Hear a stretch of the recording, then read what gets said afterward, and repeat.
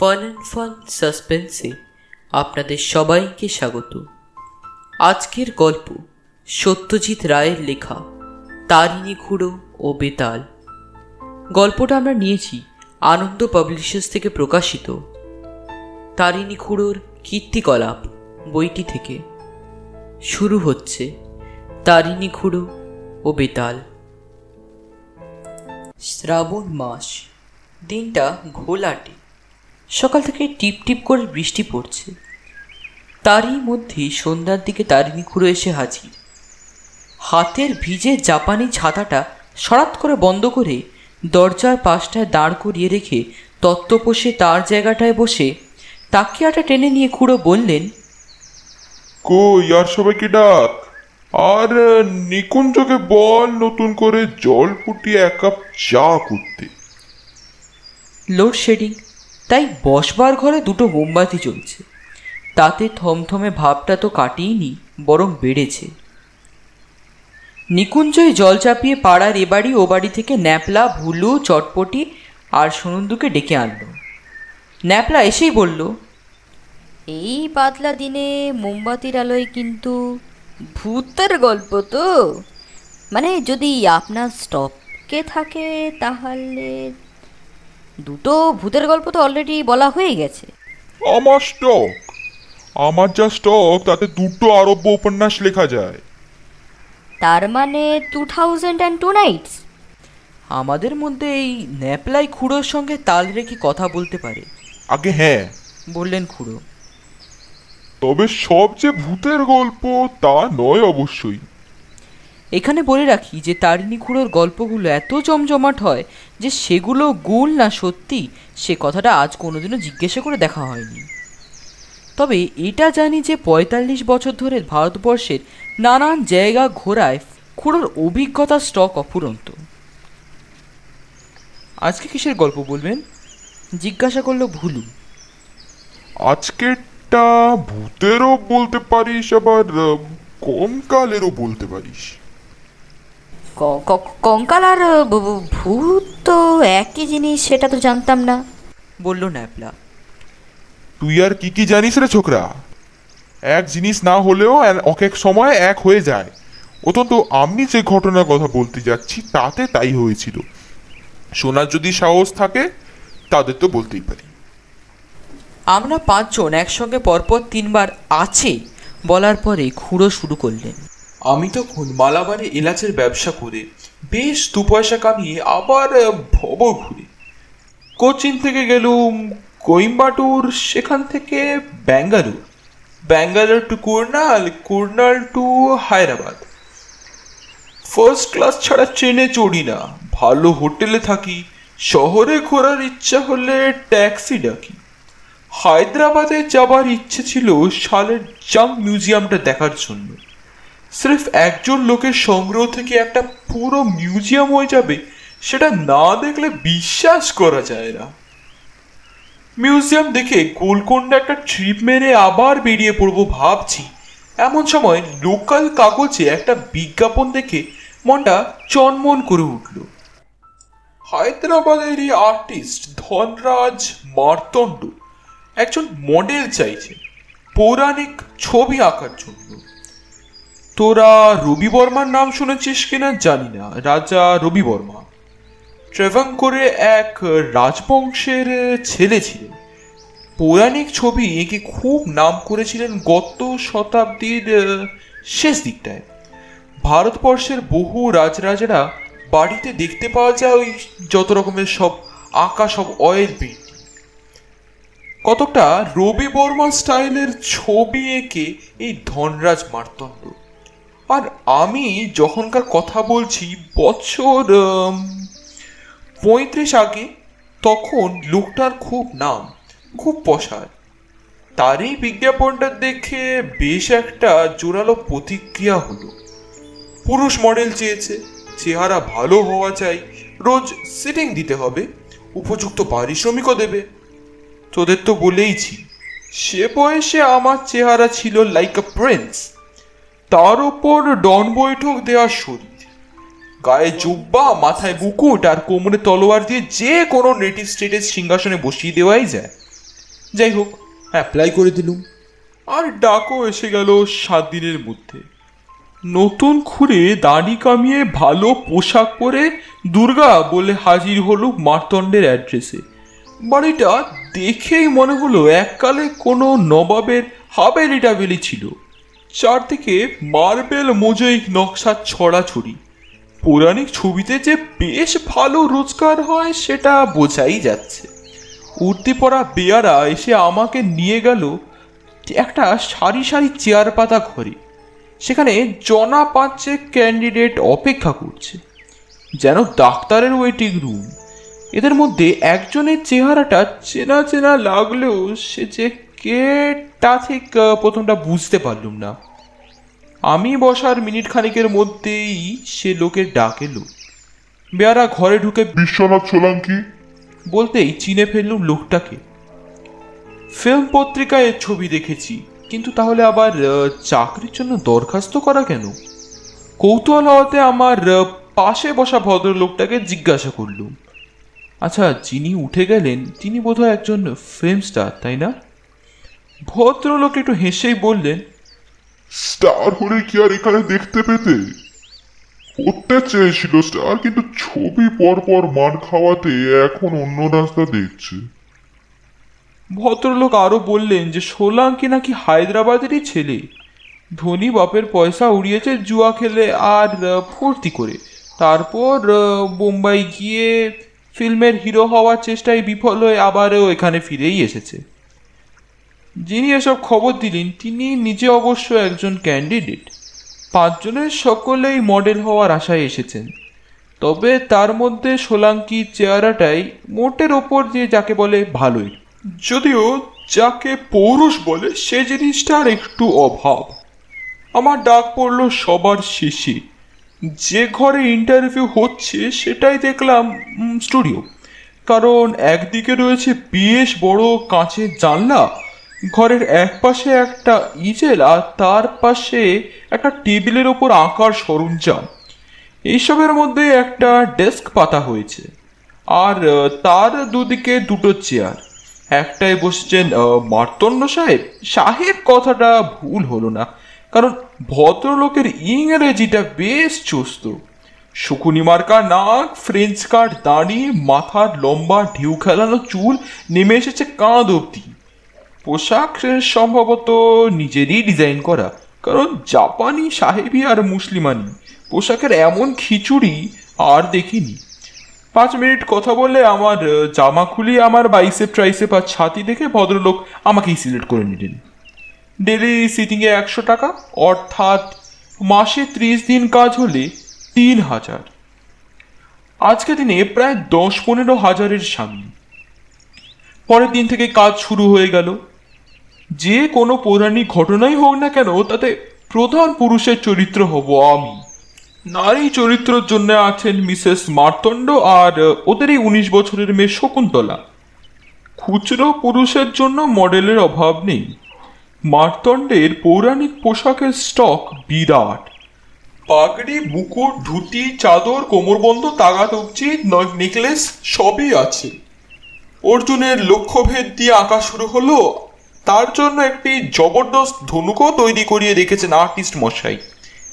হুসেন সাগর lake থেকে 5 মিনিটের হাঁটা পথে 150 টাকা ভাড়ায় 2টি ঘর নিয়ে নিলাম আমি। বাড়িওয়ালা মোতালেফ হোসেন অতি সজ্জন ব্যক্তি, বাঙালিদের সম্বন্ধে খুব উচ্চ ধারণা। রোজ সকালে আন্ডা টোস্ট খেয়ে বেরিয়ে পড়ি। 9টা থেকে 1টা পর্যন্ত সিটিং। তার মধ্যে চা পানের জন্য 10 মিনিটের বিরতি থাকে 11টায়। কাজের পর বাকি দিনটা ফ্রি থাকি। হায়দ্রাবাদ শহর ঘুরে দেখি, সন্ধ্যেবেলায় লেকের ধারে একটু বেরিয়ে 10টার মধ্যে আবার ঘুমিয়েও পড়ি। এছাড়া আরেকটা কাজ আছে, সেটা হলো পুরাণের গল্প পড়ে মার্তণ্ডের জন্য সুটেবল সাবজেক্ট খুঁজে রাখা। মার্তণ্ড নিজে শুধু রামায়ণ মহাভারতটা পড়েছে, তাও আবার তেমন খুঁটিয়ে নয়, তাই তার বিষয়গুলো একটু মামুলি হয়ে পড়েছে। আমি মার্তণ্ডকে বলেছিলাম রাজা বিক্রমাদিত্যর কিছু ঘটনা, যেগুলো ওর মনে ধরেছিল। আমি জানতুম বিক্রমাদিত্যর পক্ষে আমার চেহারা খুবই জুৎসই, কিন্তু কাজের বেলা গন্ডগোলটা কোথায় হলো আর কিভাবে হলো সেটাই বলি। 4 মাস একটানা সিটিং দিয়ে 8টা ছবি হয়ে গেছে। এমন সময় একদিন সন্ধেবেলা লেকের ধারে বেরিয়ে বেড়াচ্ছি, একটা পুরনো মসজিদের পাশ দিয়ে রাস্তা, জায়গাটা বেশ নিরিবিলি। মসজিদের উল্টো দিকে একটা তেঁতুল গাছ নিচে পড়েছে। এমন সময় পেছন দিক থেকে মাথায় একটা বাড়ি খেয়ে চোখে ফুলঝুরি দেখলুম। জ্ঞান হলে পরে দেখি হাসপাতালের বিছানায় শুয়ে আছি, মাথায় আর হাতে বেদম পেন। রাস্তায় অজ্ঞান হয়ে পড়ে থাকতে দেখে এক সহৃদয় ভদ্রলোক গাড়িতে তুলে সোজা হাসপাতালে নিয়ে এসেছেন। হাতের ব্যথাটা আর কিছুই না, যখন পড়েছি তখন রাস্তায় একখণ্ড পাথরে লেগে কোনোটা ফ্র্যাকচার হয়ে গেছে।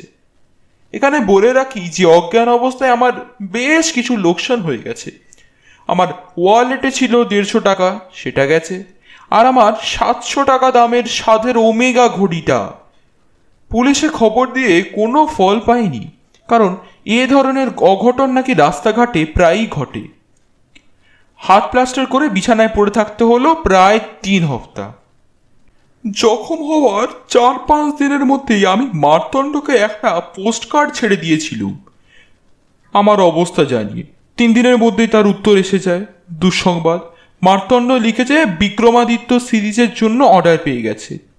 অমুক তারিখের মধ্যে 6খানা ছবি দিতে হবে, তাই সে অন্য মডেল নিতে বাধ্য হয়েছে। আমার মতো কোয়ালিফিকেশন নাকি তার নেই, কিন্তু নিরুপায়। এ সিরিজ শেষ হলে পরে প্রয়োজন হলে আমাকে আবার ডেকে নেবে, ইত্যাদি ইত্যাদি। এ নিয়ে তো আর কিছু করার নেই, তাই অগত্যা সময় কাটানো এবং যা হোক কিছু রোজগারের জন্য অন্ধ্র হেরাল্ড পত্রিকায় একটু আধটু লিখতেও শুরু করে দিলাম। 6খানা ছবি আঁকতে মার্তণ্ডের লাগবে অত্যন্ত 3 মাস, অর্থাৎ আমার প্রায় 9,000 টাকা লোকসান করে দিয়েছে ওই হায়দ্রাবাদি গুন্ডা। কিন্তু 1 মাস যেতে না যেতেই আমার বাড়িওয়ালার কাছে টেলিফোন এলো মার্তণ্ড সাহেবের। আমার নাকি বিশেষ প্রয়োজন। বেশ কৌতূহল নিয়ে হাজির হলো মার্তণ্ড স্টুডিও।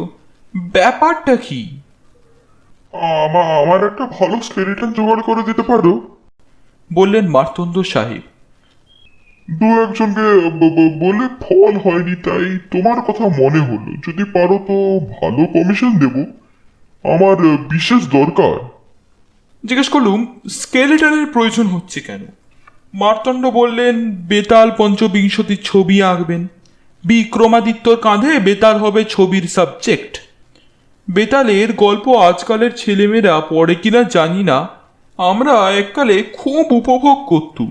এক সন্ন্যাসী বিক্রমাদিত্যকে আদেশ করেছে 2 ক্রোশ দূরে শ্মশানের শিরীষ গাছের একটা মরা ঝুলছে, সেইটাকে তুমি আমার কাছে এনে দাও। বিক্রমাদিত্য শ্মশানে গিয়ে ঝুলন্ত মরার গলার দড়ি তলোয়ারের এক কোপে কেটে ফেলতেই মরাটা মাটিতে পড়েই খিলখিল করে হেসে উঠল। ছেলেবেলায় জিন্দা লাশ বলে একটা হিন্দি ফিল্ম দেখেছিলুম, এও হলো সেই জিন্দা লাশের মতনই। এমন লাশ যার মধ্যে ভূত বাসা বেঁধেছে। এই ভূত পাওয়া মরাকেই বলে বেতাল। বিক্রমাদিত্য বেতালকে কাঁধে নিয়ে সন্ন্যাসীর কাছে চলছেন, আর বেতাল তাকে হেয়ালি গল্প বলছেন। রাজা যদি হেয়ালির ঠিক উত্তর দেন তাহলে মরা আবার কাঁধে থেকে শিরীষ গাছে ফিরে যাবে, আর যদি ভুল উত্তর দেন তাহলে রাজার বুক ফেটে মরে যাবেন। যাই হোক, আমি মার্তণ্ডকে বললুম, কিন্তু সাহেব বেতাল তো কঙ্কাল নয়, সে তো শবদেহ। মার্তণ্ড বলল, স্কেলিটন পেলে আমি ছবিতে তার গায়ে চামড়া বসিয়ে দিতে পারবো, কিন্তু স্কেলিটনটা আমার চাই। আমি বললুম, তোমার মডেল কঙ্কালকে কাঁধে নিতে রাজি হবে তো? হবে বই। কি বলল মার্তণ্ড? আমি তার সঙ্গে কথা বলেছি, সে বলে তার কোনো ভয় ডর নেই। এখন তুমি বলো, তুমি জোগাড় করে দিতে পারো কিনা? বললুম, I show try my best, তবে এ কিছু অল্প খরচ হবে না। আর কাজ হয়ে গেলে যে কঙ্কাল ফেরত দিতে হতে পারে। মার্তণ্ড আমার হাতে 2,000 টাকা দিয়ে বলল, এই হলো কঙ্কালের 7 দিনের ভাড়া, এটা দাম নয়। আর তোমায় আমি না হলে পরে 200 দিয়ে দেবো। স্কেলেটন পাওয়া আজকের দিনে খুবই কঠিন, সেটা সকলেই জানে। যা পাওয়া যায় সবই প্রায় বিদেশে এক্সপোর্ট হয়ে যায়, কিন্তু তখনও যে সহজ ছিল তা তো নয়, বিশেষত হায়দ্রাবাদের মতো জায়গায়। আমি অনর্থক খোঁজাখুঁজি না করে সোজা আমার বাড়িওয়ালাকে ব্যাপারটা খুলে বললুম।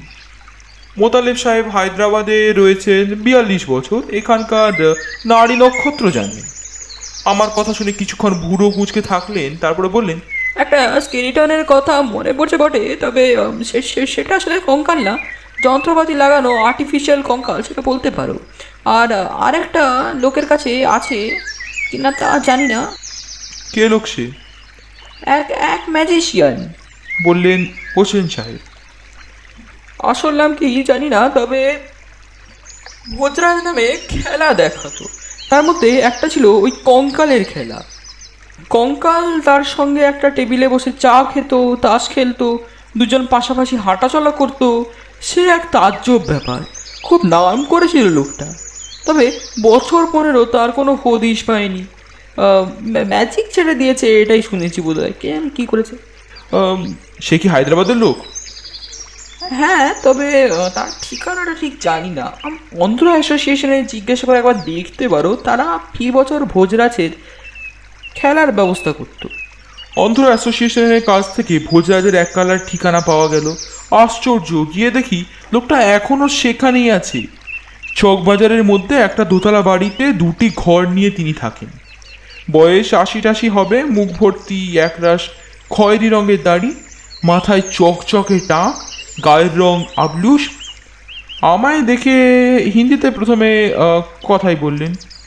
বাঙালি বাবু নসিব খারাপ যাচ্ছে বলে মনে হচ্ছে। লোকটা তাহলে বোধহয় গুনতে জানে। এবারে আর ভনিতা না করে আসল ব্যাপারটা তার কাছে পেশ করলুম। বললুম, যদি শেষ কঙ্কাল এখনো আপনার কাছে থাকে, তাহলে আমার যদি সেটাকে হপ্তাখানেকের জন্য ভাড়া দিতে পারেন, তাহলে আমার নসিব কিছুটা ইমপ্রুভ হতে পারে। যিনি ভাড়া নেবেন তিনি 2000 টাকা দিতে রাজি আছেন। সে কঙ্কাল এখনো আছে কি? একটা কেন, দুটো আছে। আমি একটু থতমতো খেয়ে গেলুম। আরে কঙ্কাল তো তোমারও আছে, বললেন ভোজরাজ। নেকি কঙ্কাল আছে বলে তো তুমি চলে ফিরে বেড়াচ্ছ। তোমার কঙ্কাল তো আমি চোখের সামনে দেখতে পাচ্ছি। কলিয়ের কাছে হাড় ছিঁড়ে ধারালো ডাক্তার, আবার সেটাকে জুড়ে দিল। তুমি জোয়ান বলে জোড়া লাগলো। আমি যদি মাথায় বাড়ি খেয়ে পড়ে হাড় ভাঙতুম, আমাকে কি আর কোনদিনও উঠতে হতো? এই সুযোগে একটা প্রশ্ন না করে পারলুম না। আমায় কে জখম করলো সেটা কি বলতে পারবেন? এ ভেরি অর্ডিনারি গুন্ডা, বললেন ভোজরাজ। তবে তার পেছনেও অন্য কেউ আছে কিনা জানি না, থাকতে পারে, মেবি থাকতে পারে। সেটা জানতে পারে আমার কঙ্কাল। সেটা আমার চেয়ে অনেক বেশি জ্ঞানী। তুমি চাইছো সে কঙ্কাল, আমি দিতেও প্রস্তুত আছি। অনেক কাল রোজখানে দেনা জমি আছে বিস্তর। 2000 পেলে সব শোধ হয়ে যাবে। আমিও নিশ্চিন্তে মরতে পারি। কিন্তু একটা কথা বলি তোমায়, এ কঙ্কাল কিন্তু দিয়েছে কঙ্কাল নয়। যার কঙ্কাল তিনি ছিলেন সিদ্ধ পুরুষ। মাটি থেকে 5 হাত শূন্যে উঠে যোগ সাধনা করতেন। বায়ু থেকে আহার্য আহরণ করতেন, ফলমূলের দরকার হতো না। তার তেজ ছিল অসামান্য। একবার তার সাধনার সময় এক চোর ঘটিবাটি সরাতে গিয়েছিল। হাত বাড়ানো মাত্র আঙুলগুলো সব বেঁকে যায়, পুষ্ট। কেউটে ছোবল মারতে এলে সাপ ভস্য হয়ে যেত বাবাজি, তাহলে কিছুই হতো না। আমি একটা কথা না বলে পারলুম না। কিন্তু এই বাবাজির কঙ্কালকেও তো আপনি বসে এনেছিলেন, একে দিয়ে ভেলকি দেখাচ্ছেন স্টেজে। তাহলে শোনো বলিয়ান, বললেন ভোজরাজ। কঙ্কালকে আমি কোনোদিনও বসে আনি, এ সবই তার খেলা। অন্য যা ম্যাজিক দেখাতুম সেগুলো কিছুই না, সব যন্ত্রপাতির কারসাজি। লোকে ভাবতো কঙ্কালের মধ্যে বুঝি কলকবজা আছে। আসলে কঙ্কালের যে কিছু ক্ষমতা সবই গুরুজির কৃপায়। মনে মনে তার শিষ্য হয়ে আমি টানা 10 বছর তার পদসেবা করি। তখন আমার তরুণ বয়স। ম্যাজিক সম্বন্ধে একটা কৌতূহল ছিল, এই পর্যন্ত। গুরুজি একবারও আমার কোনো নোটিস করেননি। তারপর একদিন হঠাৎ আমার দিকে চেয়ে বললেন, বেটা, তোর উপর আমি খুশি হইয়াছি, তবে তুই এখন সংসার ত্যাগ করতে যাসনি। তোর অনেক কাজ রয়েছে। তুই হবি ভোজবাজির রাজা। তোর নাম হবে, যে কাজে নাম করবে সেই কাজে আমি তোর সাহায্য করব। তোর সেবার প্রতিদানও দেব, তবে সেটা এখন নয়, বুঝলি? আমি মরবার পর। আমি বলিলাম তখন, সেটা কিরকম করে হবে যদি একটু বুঝিয়ে দেন। গুরুজি আমাকে সন তারিখে বলে দিয়া বলিলেন, এই দিনে যাবি তুই নর্মদার তীরে মান্ধাতা শহরে। সেখানে শ্মশানে গিয়ে দেখবি একটা বেল গাছ, সেই গাছে থেকে নদীর ধারে ধারে পশ্চিমে চলে যাবি 999 পা। সেখানে দেখবি বনের মধ্যে একটা তেঁতুল আর বাবলু গাছের মধ্যে আকন্দ ঝোপের পাশে একটা কঙ্কাল, সেটাই আমি। সেটাকে তুই নিয়ে যাস, সেটাই সাহায্য করবে তোর কাছে। তোর আদেশ মানবে, লোকে দেখে তোকে বাহবা দেবে, তারপর কাজ ফুরিয়ে গেলে সেটাকে নদীর জলে ফেলে দিবি। যদি তখনও কাজ বাকি থাকে তাহলে সেটা জলে আর ডুবিবে না, তখন আবার তুলে এনে তোর কাছে রেখে দিবি। সব শুনে টুনে ভোজরাজকে জিজ্ঞেস করলাম, ওটা ওটা জলে ফেলে দেওয়ার সময় কি এখনো আসেনি? ভোজরাজ বললেন, না আসেনি। একবার মুসের জলে ফেলে দেখিয়াছিলাম, কিন্তু ডোবেনি। এখন বুঝতে পারছি তোমারই অপেক্ষায় ছিলাম। তোমার কর্কট রাশিতে জন্ম তো? হ্যাঁ। পঞ্চম তিথি? আগে হ্যাঁ। তবে তুমিই সেই লোক। অবশ্যই রাশি আর তিথি না মিললেও তোমাকে দেখেই মনে হয়েছিল তুমি সিধে লোক আছো। বাবাজির কঙ্কালের হিল্লেটা তোমার হাত দিয়ে হলেই ভালোই হবে। আমার বিশ্বাস বাবারও তোমাকে ভালো লাগতো। তিনি না সচ্চা লোক একদম পছন্দ করতেন। তাহলে এখন কি করতে হবে? আগে আগে ওই বাক্সটা খুলুন। ঘরের একপাশে একটা বড় কাঠের সিন্ধুকের দিকে দেখিয়েছেন ভোজরাজ। আমি গিয়ে ডালাটা তুললুম। ভেতরে কি খাবারের কাজ করা একটা গাঢ় লাল মখমলের ওপর হাঁটু ভাঁজ করে কঙ্কালটা শোয়ানো রয়েছে। ভোজরাজ বললেন, ওটাকে তুলে বাইরে আনো। দেখলাম মিহি তামার তার দিয়ে সুন্দর করে কঙ্কালের হাড়গুলো পরস্পরের সঙ্গে পেঁচানো রয়েছে। পাঁচরটা দু হাতে চাপটে ধরে কঙ্কালটাকে বাইরে আনলুম। ভোজরাজ বললেন, ওটাকে দাঁড় করাও। করালুম। এবার দুটো হাত ছেড়ে দাও। হাত সরিয়ে আনলুম, আর সঙ্গে সঙ্গে আমার চোখ টেরিয়ে গেল। কঙ্কাল নিজে থেকে দাঁড়িয়ে রয়েছে, কোনো সাপোর্ট নেই। এবারে ওটাকে গোড় করো। এই শেষ কাজের জন্য ওটাই তোমার সম্পত্তি। কাজটা যে কি তা জানি না, তবু রিস্ক না নিয়ে গড় না করে একেবারে ষষ্ঠাঙ্গ হয়ে শুয়ে পড়িলাম স্কেলিটনের সামনে। যা করছো তাতে তোমার বিশ্বাস করে করছো তো? জিজ্ঞাসা করলেন ভোজরাজ। বলুন। আমার মনে সব কপট খোলা ভোজরাজজি। আমি হাঁচি টিকটিকি ভূত প্রেত দত্ত দানা বের বেদান্ত আইনস্টাইন ফাইনস্টাইন সব মানি। Very good. এবার তুমি ওটাকে নিয়ে যাবার ব্যবস্থা করো। দেখো যেন গুরুজির মনোবাঞ্ছা পূর্ণ হয়। কাজ হয়ে গেলে ওটাকে মুসি নদীর জলে ফেলে দিও। কঙ্কাল পেয়ে অত্যন্ত খুশি হয়ে মার্তণ্ড আমাকে 200-র জায়গায় 500 টাকা বকশিস দিয়ে ফেললেন। তারপর বললেন, আজ সন্ধ্যায় কি করছো? কেন বলুন তো? আজ বিক্রমাদিত্য ছবিটা আঁকা শুরু করব। তুমি এলে বেশ ভালোই হয়। আমি তো জানতুম আপনি সকালে ছাড়া ছবি আঁকেন না। এটার জন্য স্পেশাল ব্যবস্থা, বললেন মার্তণ্ড। এ ছবির জন্য যে মুডটা চাই সেটা রাত্রেই ভালো আসবে। আর দৃশ্যটার জন্য আমি নিজে প্ল্যান করে একটা লাইটিংয়ের ব্যবস্থাও করেছি। আমি সেটাও তোমাকে দেখাতেই চাই। কিন্তু মডেল যদি আপত্তি করে? তুমি যে ঘরে আছো সেটাও তো ও জানবেই না। তুমি ঠিক 7টার সময় এসো, স্টুডিওর ওই কোণটাতে চুপ করে দাঁড়িয়ে থাকবে। আলোগুলো সব মডেলের ওপরেই ফেলা থাকবে।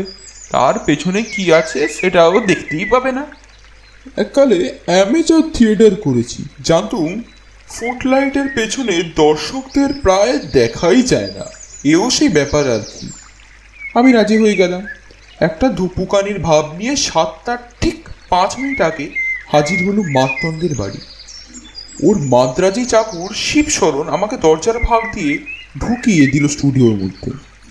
মডেলের জায়গা এখনো খালি, তবে লাইটিং হয়ে গেছে এবং সত্যি তারিফ করার মতো ব্যাপার সেটা। যে শ্মশানে ভূত পিশাচের নৃত্য হচ্ছে সেখানে এই রকমেরই আলোকের দরকার। মার্তণ্ড বসে আছেন ক্যানভাসের সামনে, তার পাশে একটা জোরালো ল্যাম্প। সে আমাকে আর চোখে দেখে একটা বিশেষ দিকে নির্দেশ করল। সেটা হলো স্টুডিওর সঙ্গে লাগা একটা ঘরের দরজা। বুঝলাম যে ওই ঘরের ভেতরেই মডেল তৈরি হচ্ছে। এবারে একটা জিনিসের দিকে দৃষ্টি গেল, সেটা হলো ওই কঙ্কালটা। একটা হার্ট স্ট্যান্ডের ডাঁটা থেকে ঝুলছে সেটা, তার গায়ে ভৌতিক আলো পড়ে সেটাকে আরো ভৌতিক দেখাচ্ছে। আর তার সঙ্গে সঙ্গে সেই ভৌতিক হাসি। তোরা লক্ষ্য করেছিস কিনা জানি না, 32 পাটি দাঁত বেরিয়ে থাকলে যে কোনো খুলির দিকে চাইলেই মনে হয় যেন সেটা খিলখিল করে হেসে যাচ্ছে। একটা খুট শব্দ শুনে অন্য ঘরের দরজাটার দিকে চোখ গেল। তলোয়ার হাতে রাজপোশাক পরাহিত বিক্রমাদিত্য বেরিয়ে এলেন দরজা খুলে। পাকানো গোপ, গালপাটটা লম্বা, ঢেউ খেলানো চুল, কোনো ভুল নেই। মনটা হু হু করে উঠল, কারণ এই পাঠটা আমারই পাবার কথা। দৈব দুর্বিপাকে ফসকে গেল। রাজা এসে স্টেজে আলো নিয়ে দাঁড়ালেন। মার্তণ্ড উঠে গিয়ে পোজ আর পজিশনটা ঠিক করে দিয়ে চলে গেলেন হ্যাট স্ট্যান্ডের দিকে। কঙ্কালটাকে নামিয়ে নিয়ে সেটাকে মডেলের কাঁধে চাপিয়ে দিয়ে বললেন, এটার হাত দুটোকে তোমার এই কাঁধের ওপর দিয়ে সামনের দিকে এই এরকম ঝুলিয়ে দাও, আর তার পা দুটোকে কোমরের দুপাশ দিয়ে নিয়ে এক করে তোমার বাঁ হাত দিয়ে চেপে থাকো। দেখলুম বর্ণের দিব্যি মার্তণ্ডের ইনস্ট্রাকশন পালন করলেন। লোকটার সাহসের প্রশংসা না করে উপায় নেই। মার্তণ্ড ছবি আঁকা শুরু করে দিলেন। প্রথমে চারকোল দিয়ে স্কেচটা, তারপর রং চাপানো হবে। এর আগে তো আমি মডেল হতুম, তাই আঁকাটা কেমন হচ্ছে সেটা দেখার সুযোগ পাইনি। আজ দেখতে পেলুম মার্তণ্ডের নিপুণ হাতের কাজ। মিনিট 5 হয়নি, হঠাৎ মনে হলো স্টেজের দিক থেকে একটা গোঙানির শব্দ পাচ্ছি। আর্টিস্ট এত মশগুল যে তার কানে শব্দটা যায়নি। সে খালি বলল, স্টেডি স্টেডি, কারণ রাজা অল্প অল্প হিলতে দুলতে শুরু করেছে। আর্টিস্টের আদেশ সত্ত্বেও দেখলাম মডেল স্টেডি থাকতে পারছে না, সে এপাশ ওপাশ করেই চলেছে। আর তার মুখ দিয়ে শব্দটা বেরোচ্ছে, সেটাকে গোঙানি ছাড়া আর কিছুই বলা চলে না। What's the matter? বেশ বিরক্তির সঙ্গে প্রশ্ন করলেন মার্তণ্ড। এদিকে আমি ম্যাটারটা বুঝে ফেলেছি, কারণ চোখের সামনে দেখতে পাচ্ছি কি ঘটছে। কঙ্কালের হাত দুটো আর ঝোলানো নেই, সেটা ধীরে ধীরে উপরের দিকে উঠে মডেলের থুতনির নিচে নেমে এসে ক্রমে একটা ভয়ঙ্কর আলিঙ্গনে পরিণত হচ্ছে। সেই সঙ্গে পা দুটো যেভাবে জড়িয়ে ফেলেছে কোমরটাকে, সেটা আর কোনোদিনও খোলা যাবে বলে মনে হয় না। মডেলের অবস্থা এখন শোচনীয়। তার গোঙানি ক্রমে পরিত্রাহী আর্তনাদে পরিণত হচ্ছে, আর সে তলোয়ারি মাটিতে ফেলে সমস্ত দেহটাকে ঝাঁকিয়ে দু হাতের সমস্ত শক্তি দিয়ে কঙ্কালের হাত দুটোকে আলগা করার চেষ্টা করছে। মার্তণ্ড একটা চিৎকার দিয়ে দৌড়ে গেছে মডেলের দিকে, কিন্তু দুজনের কম্বাইন্ড চেষ্টা এবং শক্তি প্রয়োগেও কোনো ফল হলো না। মার্তণ্ড হাল ছেড়ে দিয়ে টলতে টলতে এসে ইজেলটাকে উল্টে ফেলে দিয়ে আমারই পাশে দেওয়ালের কাছে এসে এলিয়ে পড়ল। আমি কিংকর্তব্য বিমূঢ়ের ভাবটা যদিও বেশিক্ষণ থাকিনি, কিন্তু তার মধ্যেই মডেল কাঁধে কঙ্কাল সমেত মাটিতে গড়িয়ে পড়েছে। এদিকে ঘর ঘরে গলায় মার্তণ্ড বলছে, ডু সামথিং, ডু সামথিং। আমি এবার এগিয়ে গেলুম মঞ্চের দিকে। আমার কিন্তু ভয় কেটে গেছে এর মধ্যেই, কারণ মন বলছে কঙ্কাল আমার কোনো ক্ষতি করবে না, আমার চেষ্টায় কোনো বাধা দেবে না। কাছে যেতেই একটা অদ্ভুত দৃশ্য দেখে মাথাটা ভোঁ করে উঠল। রাজার চুল, গোঁফ, গালপাট্টা, পাগড়ি সবই আলগা হয়ে খাস পড়েছে, আর তার ফলে যে মুখটা বেরিয়ে পড়েছে সেটা আমার চেনা। ইনি হলেন মার খাওয়া ফিল্মের হিরো বিশ্বনাথ সোলাঙ্কি। মুহূর্তের মধ্যে চোখের সামনে থেকে একটা পর্দা সরে গিয়ে জাজ্জল্যমান সত্যিটা বেরিয়ে পড়লো, আর সেই সঙ্গে মাথায় খেলে গেল এক পৈশাচিক বুদ্ধি। আমি সোলাঙ্কের ওপর ঝুঁকে পড়ে বললাম, এবার বলো তো দেখি, আমার জায়গাটা দখল করার জন্য আমার মাথায় বাড়ি তুমিই মেরেছিলে কিনা? না বললে কিন্তু কঙ্কালের হাত থেকে তোমার কোনো মুক্তি নেই। সোলাঙ্কির চোখ টিকরে বেরিয়ে আসছে। সে সেই অবস্থাতে দম বেরিয়ে আসা গলায় বলে উঠল, yes yes, please save me, please. আমি মার্তণ্ডের দিকে ফিরে বললুম, তুমি সাক্ষী, শুনলে তো? কারণ একে আমি পুলিশে দেব। মার্তণ্ড মাথা নেড়ে হ্যাঁ জানিয়ে দিলেন। এবার কঙ্কালের কান ধরে মৃদু টান দিতেই সেটা রাজার কান থেকে উঠে এলো। সঙ্গে সঙ্গে কোমর ছেড়ে পা দুটো। এরপর অবশ্যই সোলাঙ্কি মশাইয়ের আর মডেল হওয়া হয়নি, কারণ তাকে বেশ কিছুদিন পুলিশের জিম্মায় থাকতে হয়েছিল। তার জায়গায় বিক্রমাদিত্য সিরিজের হিরো হলেন তারিণীচরণ বাড়ুজ্জে। ঘটনাটা মার্তণ্ডকে কাবু করে দিয়েছিল ঠিকই, কিন্তু দিন সাতেকের মধ্যেই রিকভার করে তিনি আবার পুরোদমে কাজে লেগে পড়লেন। বেতারের ছবি শেষ হওয়ার পর দিনেই মুশি নদীর জলে কঙ্কালটাকে ফেলে দিলাম। চোখের নিমেষে তলিয়ে গেল জলের তলায়।